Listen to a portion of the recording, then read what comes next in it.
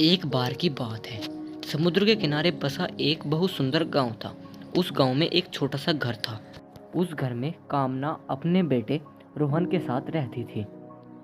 दोनों माँ बेटे गांव में बहुत खुशहाली के साथ रहते थे, लेकिन उनके घर की आर्थिक स्थिति ठीक नहीं थी।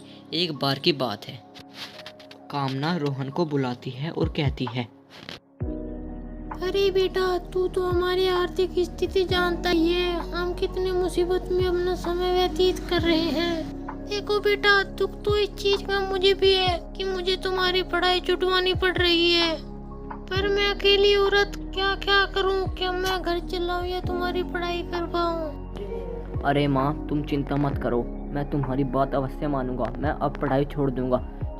अब काम में मैं भी तुम्हारा हाथ बटाऊंगा। देखो बेटा, दुख तो मुझे भी है, पर क्या करूं? हालात को देखते हुए ऐसा करना पड़ रहा है। चलो अब मैं काम पर जाती हूँ। फिर वह काम के लिए शहर चली जाती है।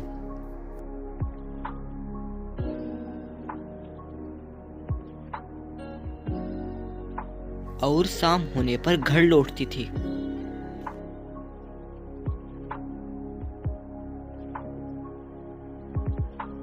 ऐसे ही वह अपना दिन बिताते थे।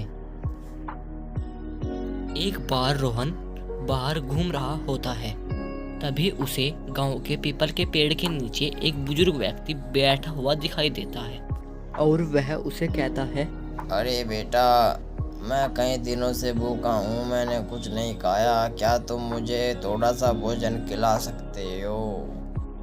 हाँ हाँ, क्यों नहीं बाबा जी। आओ, पास में मेरा घर है, मैं तुम्हें खाना खिला देता हूँ और आप वहाँ आराम भी कर सकते हो। वैसे भी रात होने को आई है। आज शाम को भोजन करके आप रात को वहीं पे विश्राम कर।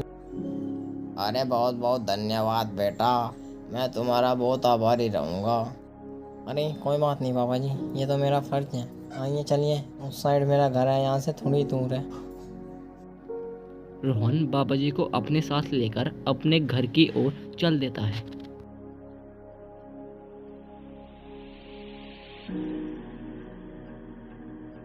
थोड़े समय बाद वह अपने घर पहुंच जाते हैं। कामना उन्हें देखकर आश्चर्यचकित थी, क्योंकि रोहन के साथ एक बहुत बुजुर्ग व्यक्ति था, इसीलिए वह उन्हें देखकर आश्चर्यचकित थी। अरे बेटा, तुम ये किसको लिए आए हो? कौन है ये बाबा जी? ये तुम्हें कहाँ पर मिली बेटा? अरे माँ, यह मुझे गांव के पीपल के पेड़ के नीचे बैठे मिले। इनको बहुत जोरों की भूख लगी थी। इन्होंने मुझसे कहा तो मैं इन्हें अपने घर पर ले आया। बेटा, तुमने कतई सही किया। यह बहुत अच्छा कार्य किया तुमने। तुम इस बाबा को घर ले आए। तुम इसको बैठाओ, मैं तुम्हारे लिए खाना लगा देती हूँ। इसके बाद वह खाना खाने के लिए कुर्सी पर बैठ जाता है।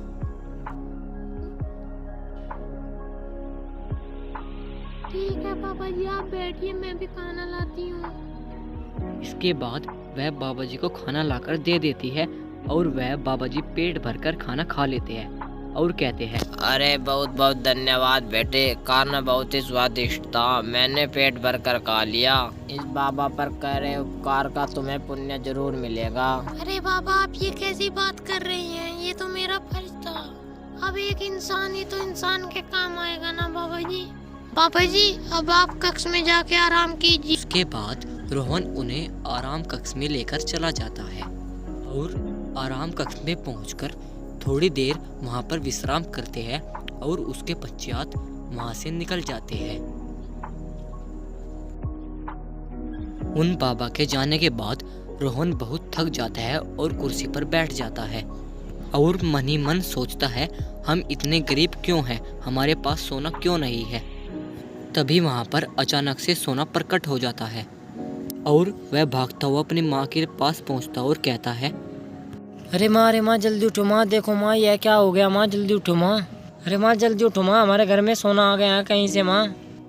अरे बेटा, क्यों चिल्ला रहे हो? क्या हुआ? तुम तो बहुत ही परेशान से लग रहे हो। आखिर बात क्या है, ये तो बताओ बेटा। अरे यह देखो माँ, यह सोना कहाँ से अचानक उत्पन्न हो गया है। मैं उन पापा जी के जाने के बाद इस कुर्सी पे बैठकर सोच रहा था कि हम इतने गरीब क्यों हैं, हमारे पास सोना क्यों नहीं है, और तभी यहाँ पर सोना प्रकट हो जाता है। तुम यह क्या कह रहे हो बेटा? क्या यह सच है? अगर सच है तो फिर तो यह कुर्सी जादुई कुर्सी हो गई है। लगता है वह बाबा जी कोई चमत्कारी बाबा जी थे। अगर वह तुम्हें कहीं भी मिले तो तुम इन्हें जरूर घर पर लाना। ठीक है माँ, ठीक है। अगर वह मुझे कहीं भी मिलते हैं तो मैं इन्हें जरूर घर पर लाऊंगा। इसी कुर्सी की सहायता से वह लोग अमीर हो जाते हैं और साथ ही साथ गरीब लोगों की मदद भी करते हैं और वह खुश रहने लग जाते हैं।